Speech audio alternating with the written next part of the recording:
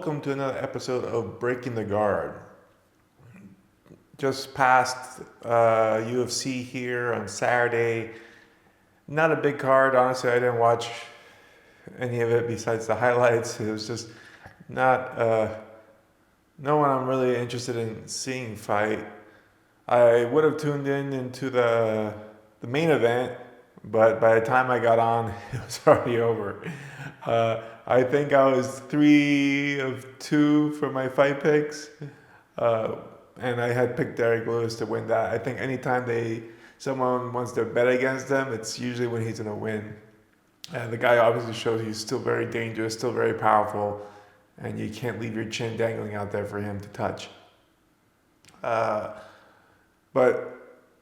it's a weird card to me because it doesn't seem like maybe Gabriel Bonfim is maybe the biggest winner of this card as far as like he elevates his stock a bit, beating established guy like Thompson. But I mean, I figured that's pretty expected. Right? Thompson's on his way out. So in my mind, it doesn't really change his stock. So like I said, weird matchmaking, and that it doesn't really change anybody's position from my view. Like everybody's still where I would think they would be. Anyhow, other side of things, it appears that this White House UFC might actually be a thing, which seems bananas to me. But Dana White now is talking about it, and now the dream match is Tom Aspinall and John Jones. To me, it's like, are you freaking kidding me? Like that's been the match the whole time. But now that's the dream match, and of course John Jones now is like, oh, I'm motivated to do this because I want to fight in the White House. It's like, yeah, you should have done that. You should have just fought. Period. The idea that you're just fighting for this novelty now that gives you purpose, it annoys me. And to try to hang another fight card on John Jones, who has his long record of goofing things up, seems like promotional suicide, in my opinion. If you want to fight, it doesn't matter where it's going to happen, right? You're just going to fight. Like, it's in your blood. You want it. And I'm not faulting him for not being motivated. The guy's done a lot. But now, because of this extra thing he can add to the record, which I get, it's a one-of-a-kind novelty of fighting at the White House. I don't know if that's enough to keep him and to trust him that he's going to show up, be on weight, not, do drugs and steroids and PEDs and all that, which is a big ask. So, yeah, to get someone else, right? Unless he gets back into the pool and he starts fighting and, then he earns his way back to the title shot. But I don't think he's in a position to be calling shots now. He pretty much killed the heavyweight division after he won it in a weird circumstance, which he just got bumped to the head of the line in front of the interim champ. Then didn't do anything with it. I don't know what type of hold that he has over Dana, that Dana keeps just giving him this hall pass, So it's weird. I don't like it. I want to see Aspinall fight, right? Let's see him fight some of the guys. But so you can tell that bothers me. I hate this type of favoritism that you can just bully your way around just because you have some market power. Like, I feel the whole point of the promotion is to instill some meritocracy, right? Like, whoever is the guy winning and leading in the rankings and stuff like that should be getting the best shots, not somebody that you're friends with or somebody that is going to bring a lot of social media engagement or whatnot. That's the guy we're going to put in. It defeats the points to the rankings, right? If that's the case, then make the rankings based on popularity, and then the fighters will be doing different things instead of trying to get better at fighting. They'll get better at marketing, right? Anyhow, so there's that. But the thing that I did want to talk about was something that that I experienced yesterday, and I've talked about this before, but this got me from a different angle. And my wife and I, we've been bickering over an issue for quite some time. And uh, it seems like we got to a resolution just by writing down what we wanted to happen. And it's interesting to me because it's, like I said, I've talked about journaling a lot. I've talked about writing down your goals and the power of writing things down, but it didn't occur to me that in this dispute that we were having, that writing it down would make it solvable. And I'm not saying it's 100% solved, but it's definitely made it close to that, right? So this just goes to what I call the power of writing things down, putting things in stone, if you will, has more than it, because it's not just a trivial exercise, because you and I could talk about something and say we're going to do it, but when we actually write it down on paper, we've manifested it physically into the reality. Before that, it was just in the clouds. It's ethereal, right? Like it's nebulous. When we actually put it down where someone else could see it and observe it, now it's real.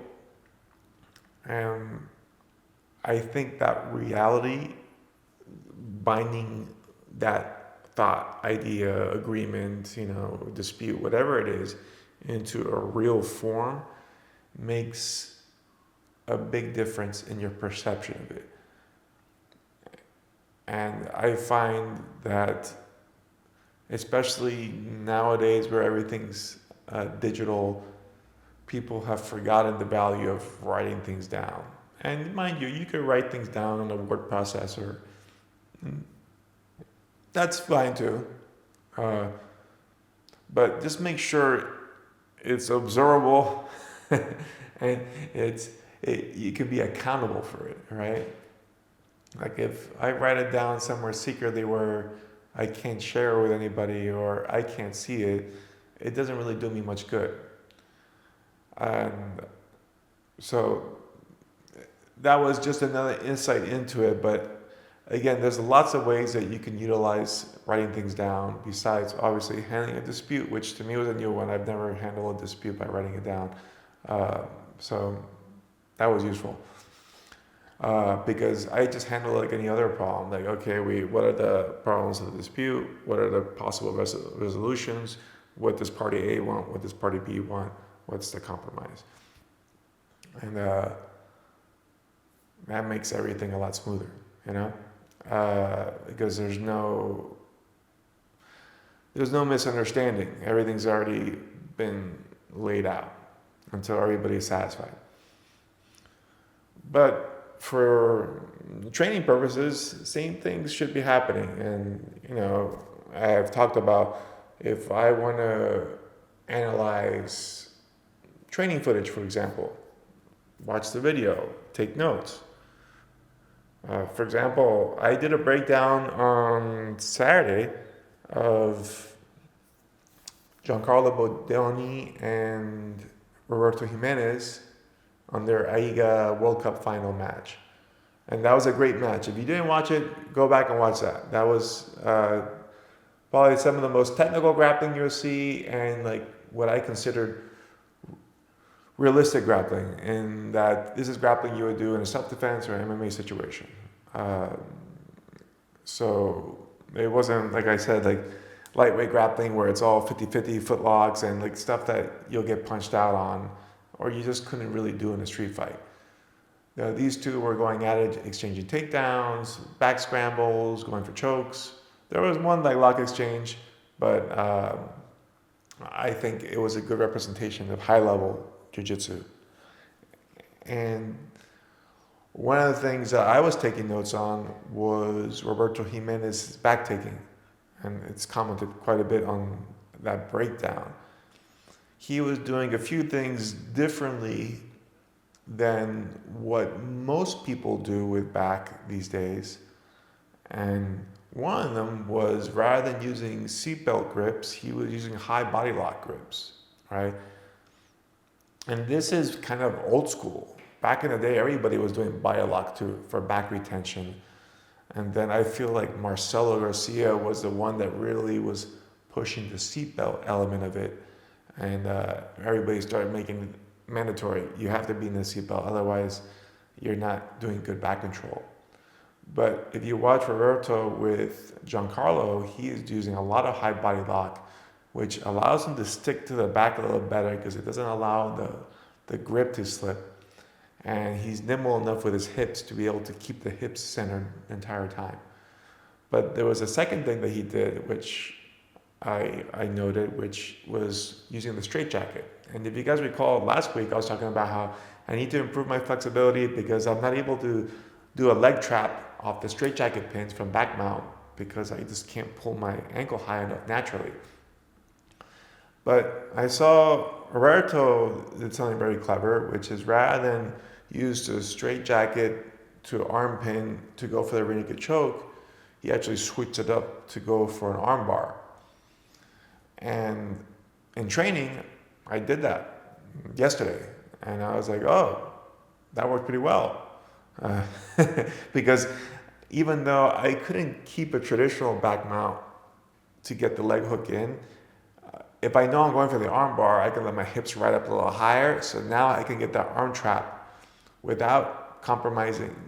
While I give up the back mount per se, I am now going to be in a really nice arm bar finish because I'm going to be, now perpendicular. I already have the Kimura grip on the free arm, other arms pinned.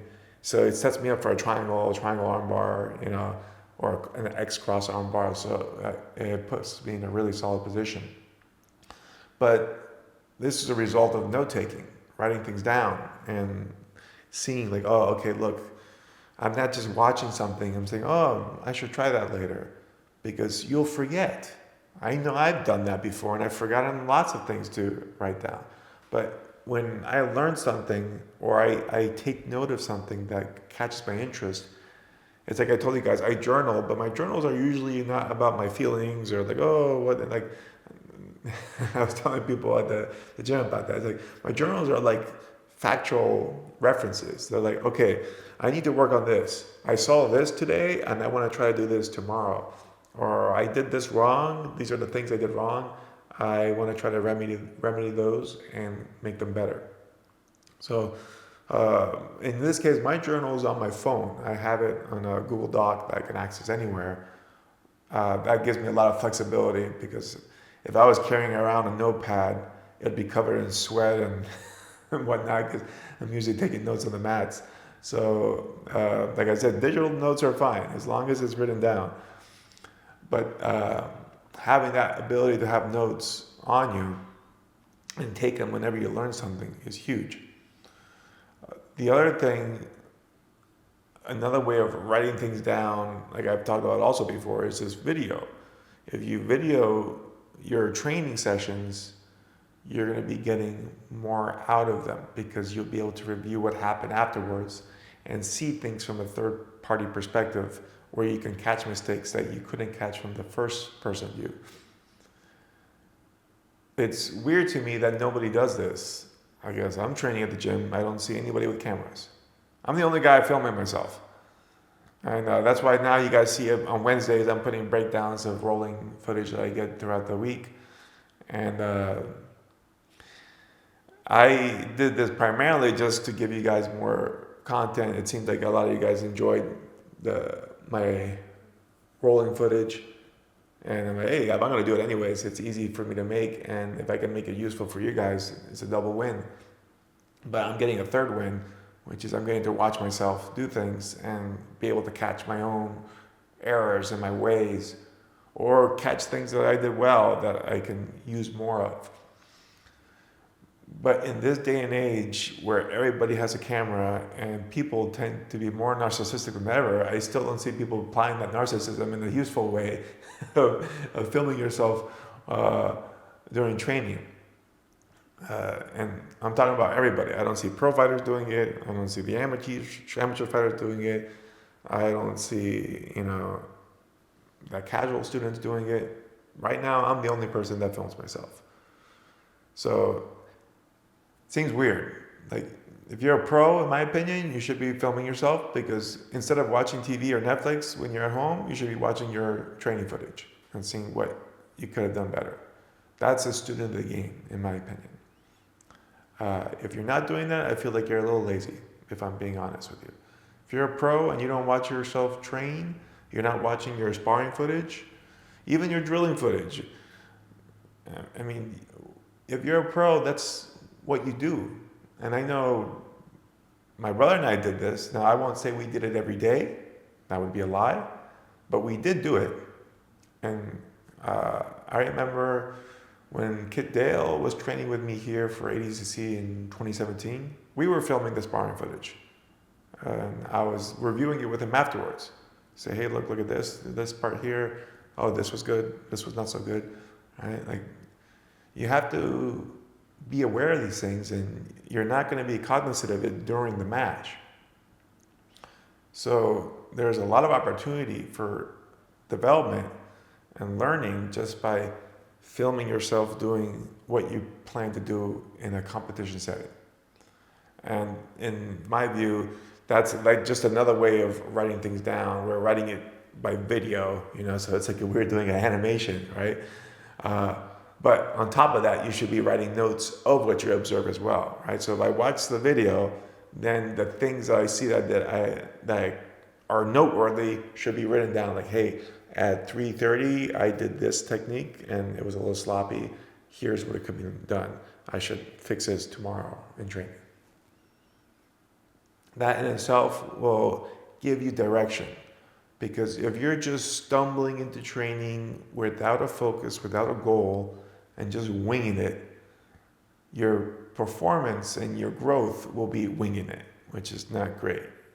The trajectory should be up. So if I don't have an aim, it's just going to go anywhere. Maybe it goes up, maybe it goes down. But if I have a direction, then I know I'll be heading in that direction, which should be for my benefit. When you take notes, you're giving yourself direction, right? I know, okay, like, it's like when people ask me, like, what should I do to get better? From me, from the outside, it's hard to tell you something technical to do because I don't really know your game. Now, if I roll with you, maybe I can say, oh, do this, right? But you shouldn't need me to tell you what to do. You should know just from your observing your training what went wrong. That's what you need to work on, right? Like, if you're like, oh, every time I train, I get my guard pass. Well, obviously guard retention is a problem. You need to work on that. Maybe it's a framing problem. Maybe you're not tracking the hips. Maybe your feet are not engaged. But it's going to be one of those areas of guard retention that are going to be an issue for you. You shouldn't need me to make the note for you. I will, but you can do this on your own. Especially, like I said, if you're documenting yourself. I don't know who said this before, but I say it a lot. What isn't measured isn't improved, right? And filming yourself is a way of measurement. Taking notes on yourself is a way of measurement, right? So if you're serious about being a better person in whatever aspect of your life, if you're not measuring, we're just guessing. Right? So that's why I'm big on this documentation.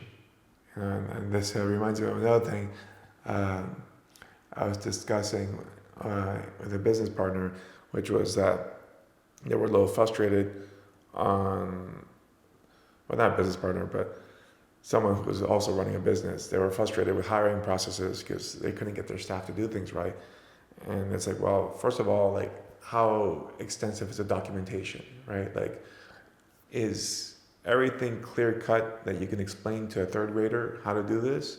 Because if it isn't, that's not so much on them as it is on you, right? Like, everyone needs clear instructions that are not vague or subject to interpretation, that are actionable, that they can actually do, right? If you give me clear instructions, but I don't have the tools to execute those instructions, I'm going to be futile, it's useless, right? So I need clear instructions. I need them to be actionable. So I have the resources capable of executing those instructions. And I'm probably going to have to be reshown multiple times, which is why if you have it documented, then it makes it easier. But if I'm just telling you, hey, do this, and I leave, you might forget. And then, especially if it's a complex process that requires multiple steps, I might have to come back to you, hey, what was the order again? And you'd be, oh man, I told you once already. It's like, yeah, but I'm human, right? I'm not a super genius. I forget things, and I'm gonna need you to show me. And then even after you have shown me, over time, I'm gonna forget, and then I'm gonna have to be retrained. So when we have good documentation, that helps eliminate that, especially if you could, again, film whatever the procedure is that needs to be done. I can just say, hey, refer to the video again, right? That way I'm taking my time out of it since I've invested it in the filming process. So now people can just repeat the training. But to assume that somebody's going to learn something on the first take is a mistake. Some people, even after learning something, they'll forget it over time and then have to be retrained on it. And this is why writing things down, putting things on paper, putting it on video, taking a picture of it, these types of things help cement that knowledge, that process, that idea into reality that it can be referred to and learned from again. That's why we have books, right? Before people were writing things down and we're telling things word of mouth, I'm sure we've lost many of the great stories and news and facts of history because it was a piece of information that was handed out by word of mouth instead of by word on print. And it's going to disappear at some point. When someone forgets to speak it or someone misremembers it and speaks it wrong, we've lost it forever. But when you can write something down, it gets permanence. I mean, obviously it can be destroyed, but at least if it isn't destroyed, it gets a state of permanence, right? So that's just to urge you, think about solving your problems on a written form. Make them a reality, right? Like I said, whether it's a dispute, whether it's just observing something and taking notes on it, whether it's a plan of action, right? That could also be taking pictures or taking videos, some type of media. All these things are going to make your life easier because it's going to bring that problem that might be in the back of your head that's keeping you up at night. Like man, I can't believe that happened. Can I get better at that? Write it down, make it real. Because a lot of times problems are bigger in your head than they are in reality. And once you make it tangible by putting it on paper, then it's a lot more assailable. Right now it's like, oh, we can actually tackle this in many different ways, right? And I have a solution here. And sometimes it's just helpful to list things out, right? Like you say, man, what's giving me problems? Maybe just write down. I know this isn't the first time I talked about it, but like I said, I got a slightly different perspective in it from the other day, and I figured, hey, if it helped me in my personal life and it's helping me regularly in the training environment, I might as well give it a second glance. As I just told you, people don't learn things the first time. So if you didn't get it the first time, maybe this second go around might convince you to start taking a journal. And if you do actually want to follow his advice, it's very simple.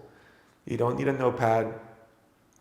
Especially most of you are watching this on your phone or whatnot, get a Google Doc. I'm assuming most of you have a Google account or some type of digital account that you can access from anywhere.